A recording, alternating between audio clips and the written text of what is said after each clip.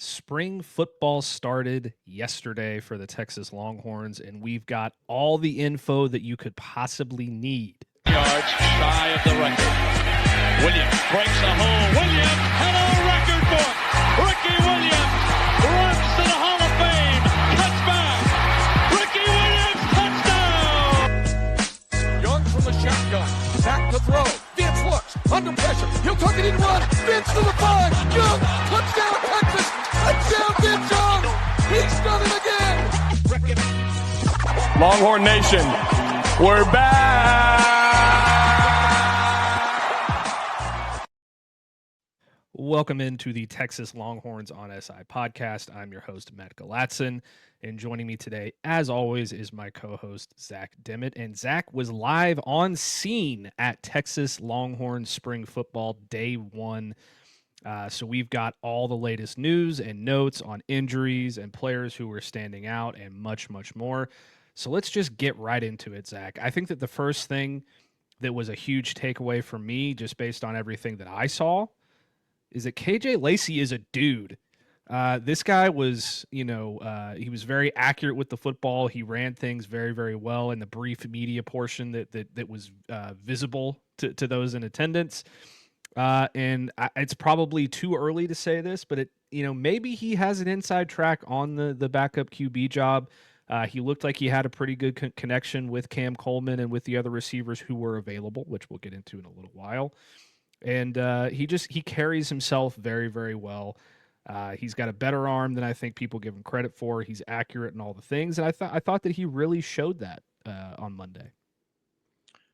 Yeah, I was impressed by KJ Lacey. I was impressed by him even last spring whenever the media was at some of those open practices and, got to see him in person.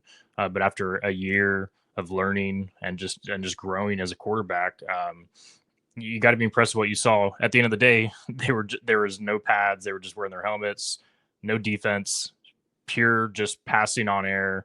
But you can still get a good sense about, what a guy is going to be able to grow into when you see that kind of stuff. And when you add in the fact that Sark has been praising KJ Lacey for being able to up his game in scrimmage sessions, I should say, it says a lot about how he is growing as a player and what the staff thinks about him. And MJ Morris was there as well. Diabell was there as well. Arch was off to the side cheering those guys on.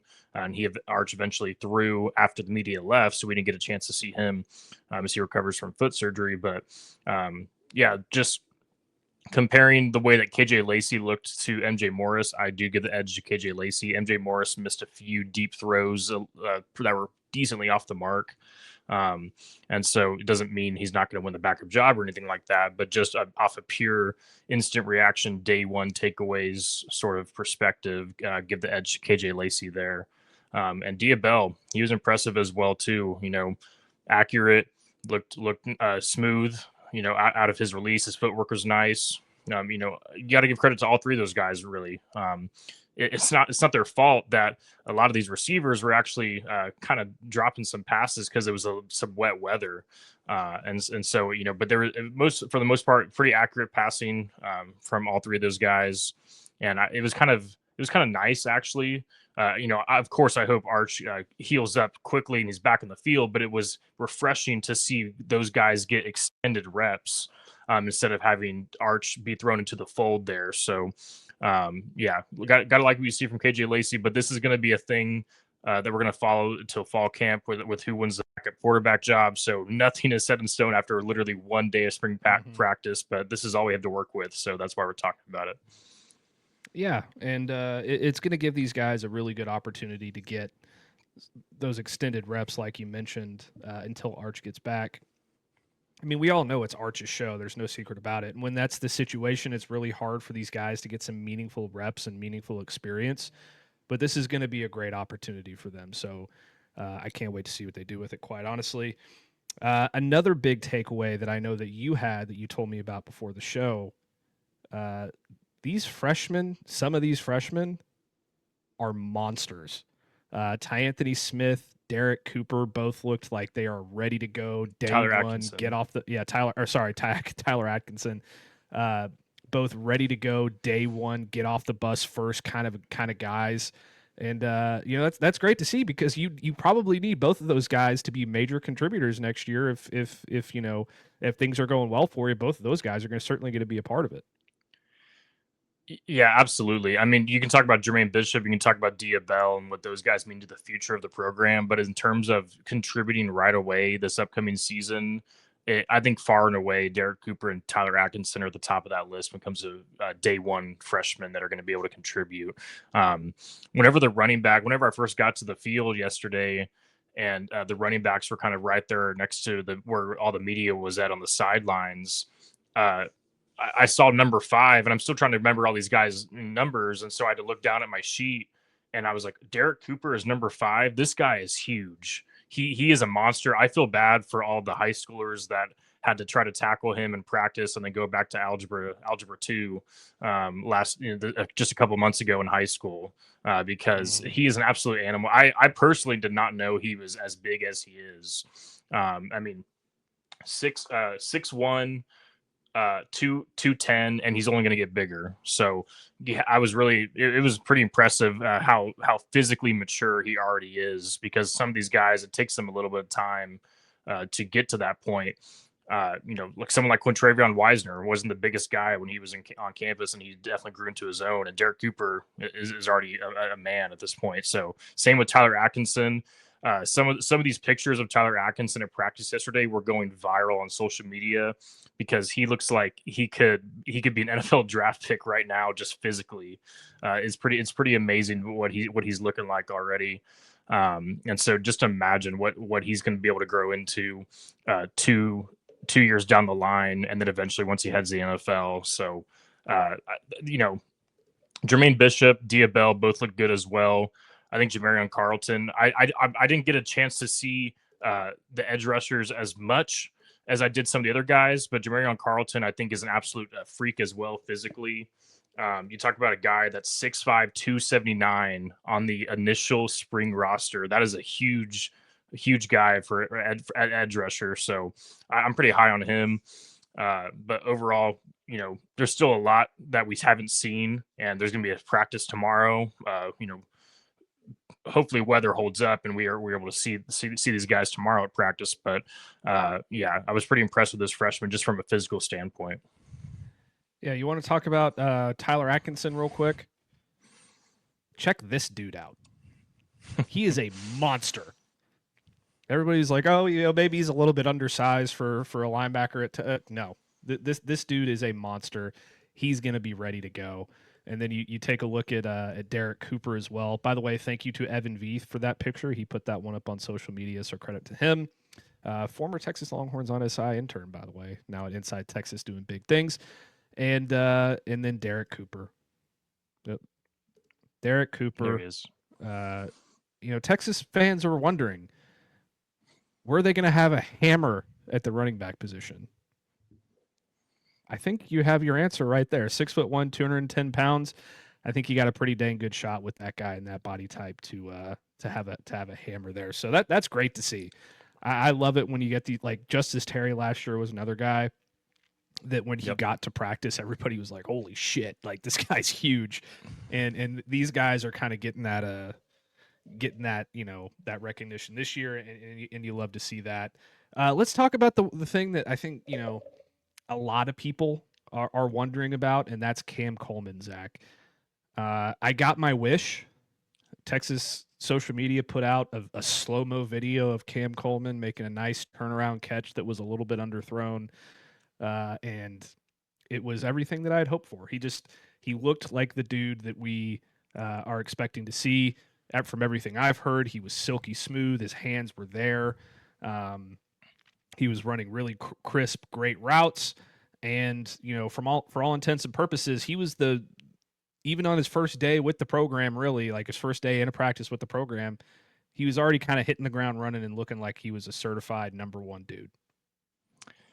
Yeah, it's pretty hard to think that someone like Cam Coleman and a player like him that garners the amount of hype that he has, having the ability to even exceed that hype. And it kind of looks like he could potentially do that, which is pretty crazy to think. Just, aside from what we saw on the field, which I'll talk about in a second, just what Sark said about him afterwards, saying that when your best players are your best practice players, it sends an entire message to the team about what the standard is. And so Cam Coleman, he could be a typical receiver that is, give me the ball, and sort of that diva mentality that some of these receivers have been have had over the years. And it seems like he is exactly the opposite of that. And that's going to bode really, really well for this team and what the culture of this team needs to be, because he is, based on what Stark has said, he is one of the team's hardest workers, which he doesn't have to be that. No one's going to be mad if he's, not a top 10 hardest worker, or however you want to rank that. But he seems like he is right up there, and that's exactly what you want. But then aside from that, what he was showing on the field is what we all kind of expected. Like I mentioned, there was a few dropped passes during some of these passing drills. It was wet weather. I like to see a lot of these Texas fans go out there and catch every single pass with some of the moisture that was out there. It's just going to be tough, especially with the bullets that these quarterbacks are throwing at you. But that was not the case with Cam Coleman. He caught everything in sight. No sort of, and listen, I didn't see every single pass from him, but every single one I did see, it was no sort of double catching. It was hands on the ball, no relying on his chest. It was hands all the way.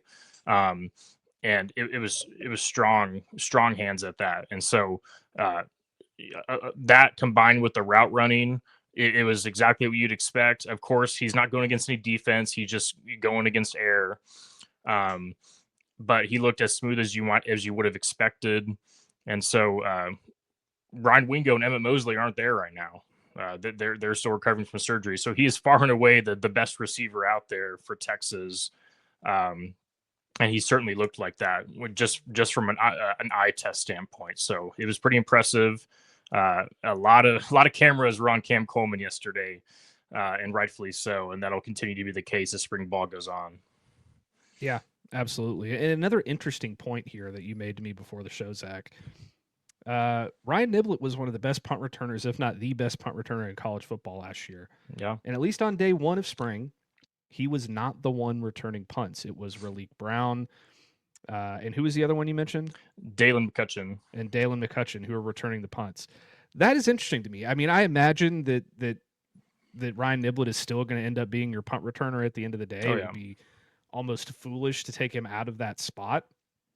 But if you're getting other guys ready for it, potentially we could see a change. I wouldn't necessarily expect it, but regardless, I think you need to have multiple guys who are capable of doing the job. And the Raleek Brown one is particularly interesting to me because he is hella explosive, man. Like that dude is an absolute lightning bolt. So maybe they're going for a different look back there, but at the end of the day, I do imagine it will be Ryan Niblett. But yeah, that's interesting to note at the very least.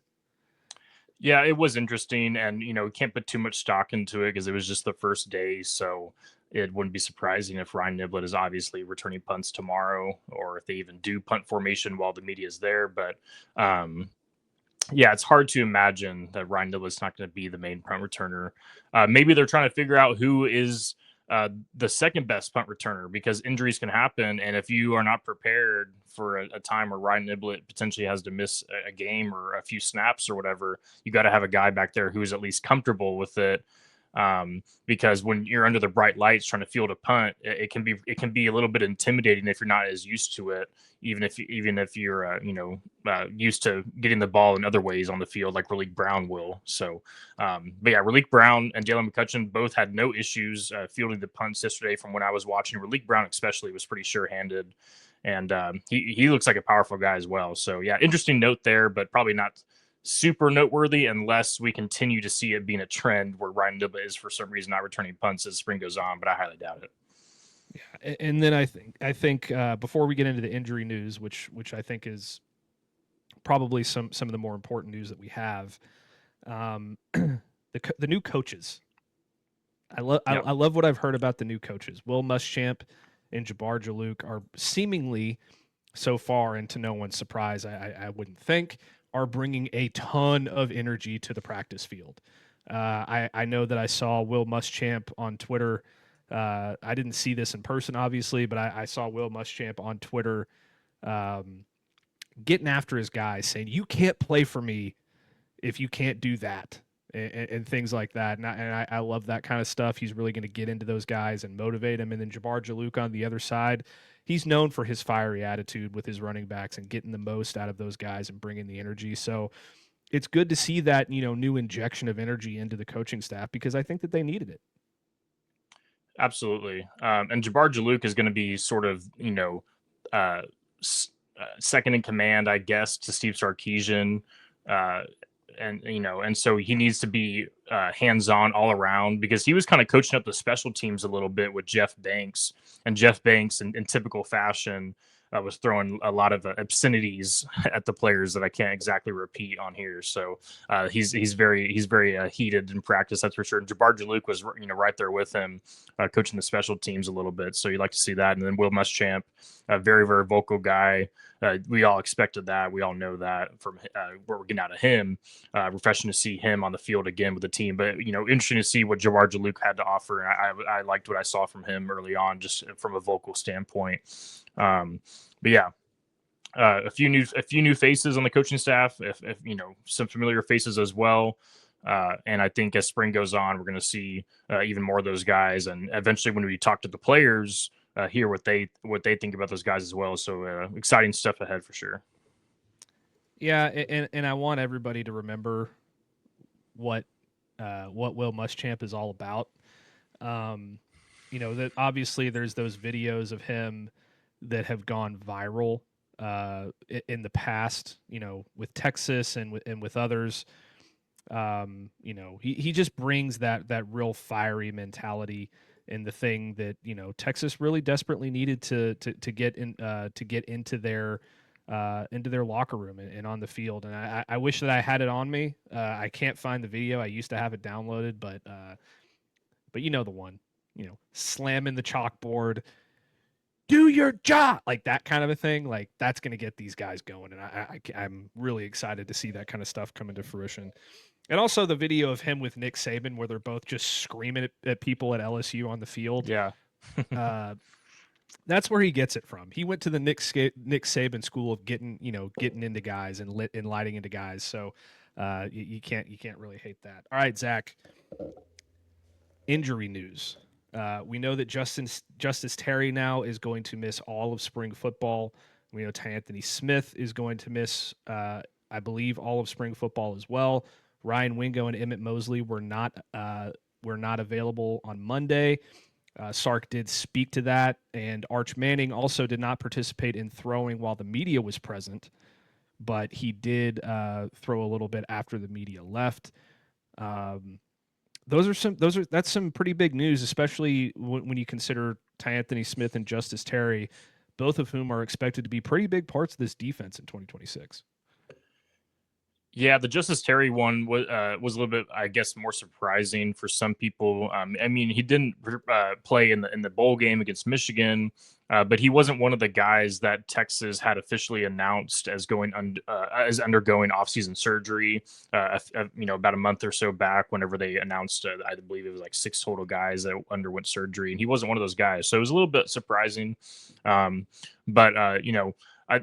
I think it's best to be cautious with him if you're Texas, and make sure that he's ready for the fall, and then of course for the season. So a little bit disappointing that you don't get to see him in spring. But Anthony Smith, he had undergone, I believe, his shoulder surgery, and so he'll be out as well. But gives a chance for guys like Tyler Atkinson, like we talked about, even Marcus Boswell, Rasheem Biles, Justin Cryer, all these new linebackers, tons of new linebackers in that room, and Anthony Smith is one of the lone returners, and so unfortunate that he won't be out there, but those guys will get a lot of more of a chance to shine and get comfortable. So yeah, with Ryan Wingo and Emmett Mosley, we kind of knew they were going to be out as well. Ryan Wingo wrist surgery, I believe, and then Emmett Mosley ankle surgery. So but like Sark said, just like with Arch being out and giving KJ Lacey and Bell and MJ Morris more reps, the 2 receivers being out is giving a chance for Khalik Lockett, Jermaine Bishop, Cohen Brown, Chris Stewart, Sterling Burkhalter, who I will add looked absolutely huge, at least compared to what I expected. He looked like a big man out there as well, and has some impressive physical stature. So those guys are all going to get a lot of extra reps this spring. But of course, when Ryan Wingo and Mosley get back, that's definitely ideal if you're Texas, because that's arguably going to be one of the best receiving cores in the SEC next season when you have those three guys at the top. So fortunately, nothing too serious. You don't see anything as of now where guys are getting injured and they're going to be rolled out for the whole season or anything like that, which unfortunately we have seen in years past during some of these spring practices or even some of the fall practices. And so none of that so far, which is great. But yeah, definitely notable, some of these absences for sure. Yeah, definitely notable. And some of them we expected, others like Justus Terry, we did not. So it's good to know kind of what they're working with right now. And I agree. You know, some of these things have a silver lining. You know, Khalik Lockett and Daylen McCutcheon getting a ton of reps, and Jermaine Bishop, you know, all these young guys getting a ton of reps in spring while the older guys are out is going to be huge, because they're going to play a lot next year, especially Khalik Lockett and Daylen McCutcheon. They're going to be very, very involved in what's going on next season. So the more reps they get in spring, the better prepared they'll be for that, and the better prepared the Longhorns offense overall will be once they hit the field for the season opener against Texas State. Let's take a quick break, Zach, and when we come back, we're going to talk about Texas basketball and if they're in danger now. So stick with us after this break. We'll be right back. This episode of the Texas Longhorns on SI podcast is brought to you by Custom Built Trailers of Mississippi. Custom Built Trailers is the largest in-stock trailer dealer in Mississippi with a variety of options to choose from. From flatbed goosenecks to bumper pull equipment trailers and car haulers to enclosed trailers and basic utility trailers, we do a little bit of everything. And if we don't have exactly what you're looking for in stock, we can typically have your custom-built trailer built in 7 to 10 working days. 0% financing options are available, and we also deliver out of state. So give Custom Built Trailers of Mississippi a call at 601-722-9581 today and let us take care of your hauling needs. Custom Built Trailers of Mississippi. If we don't have it, we'll be glad to build it. Welcome back to the Texas Longhorns on SI podcast. I am your host, Matt Galatson, and I'm joined by Zach Dimmitt. Zach, very disappointing loss for the Texas Longhorns against the Oklahoma Sooners over the weekend. I was in Austin, but I was not at the game. And I did watch it, though. And boy, I really thought Texas had kind of figured it out at the very end there. That they, you know, that late foul on Jordan Pope really, you know, gave the Longhorns life. It forced overtime, and you thought, now Texas has the momentum. And then they just kind of crapped the bed in overtime and ended up losing to the Sooners. And now it brings into question legitimately whether or not Texas is a first four team, or depending on how they do in the SEC tournament, if they're going to miss the thing entirely. I don't think that's going to happen. I still think that they're probably going to end up a 10 seed, especially if they win their opening round game in the SEC tournament.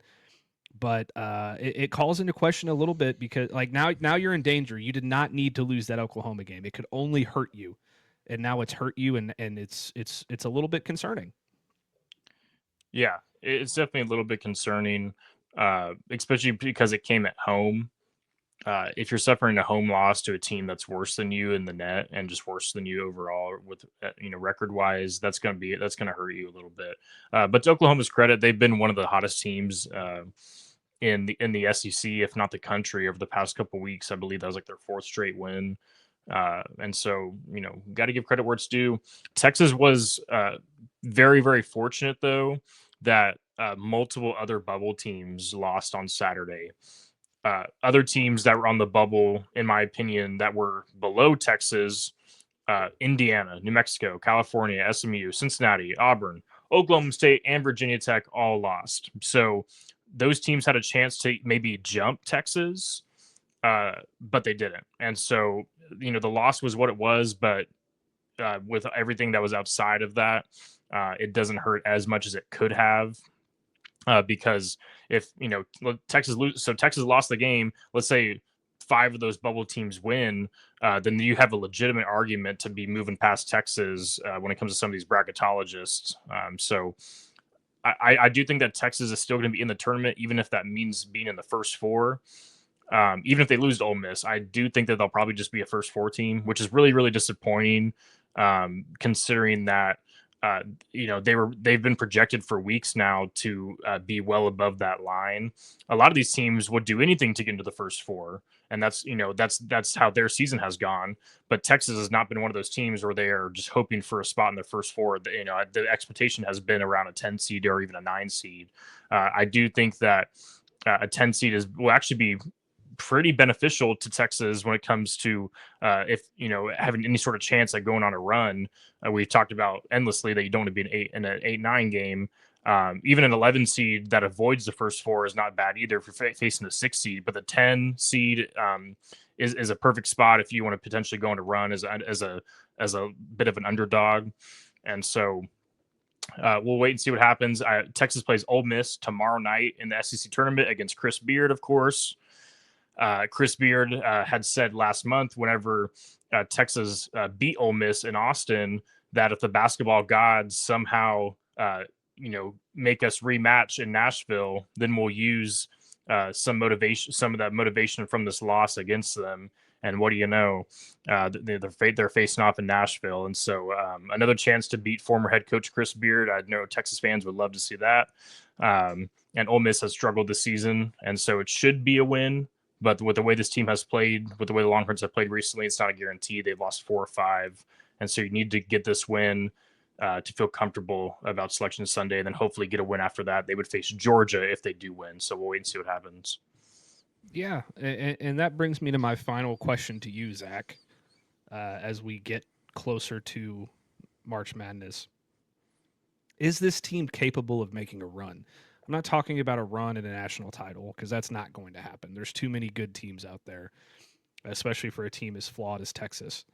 But as they currently sit, slotted in as a 10 seed in the region that they're currently slotted in, which, I mean, this is pretty close to being as close as it's going to get, if you know what I mean. So if this team gets hot offensively, I mean, they are a very good offensive team, and they figure out a way to play some defense.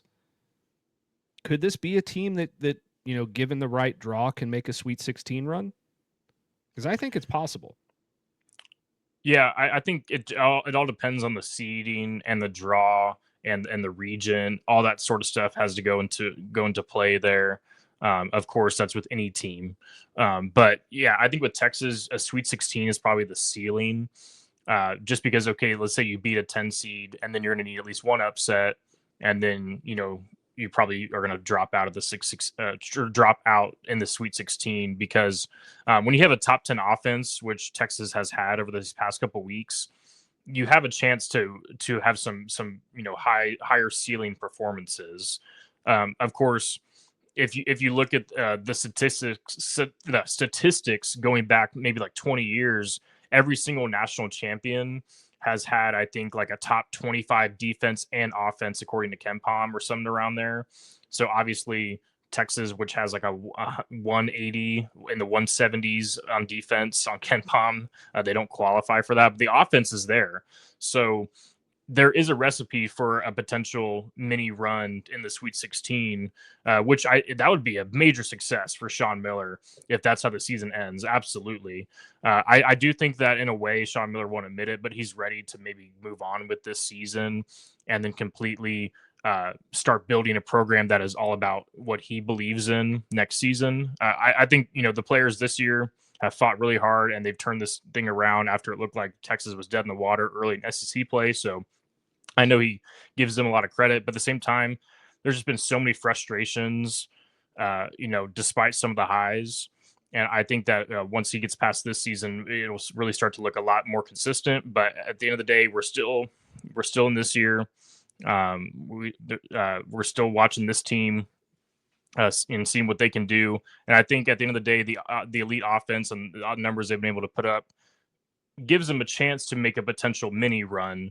But all it takes is one solid game on defense for an upset to happen, and just have the offense do what it does. But we just gotta wait and see what happens, because at the same time, if you have the same sort of defensive woes in the round of 64, there's going to be no chance of moving on at all, because even if you face a 7 seed that's not as good, your defense isn't going to be able to help you, and we've seen that happen with Texas a lot this season. So I think a run can happen, but we got to wait and see how the defense performs.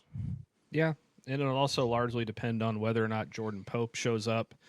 And, if Daylen Swain can continue or really kind of turn it around, because it seems like he's been kind of quiet for the most part over the last couple of games, given what he'd done the rest of the season. All these guys need to show up offensively, and they need to find a way to play good defense down the stretch, just like Zach said. And if they do that, maybe they do have a chance to make a mini run, but we'll have to see.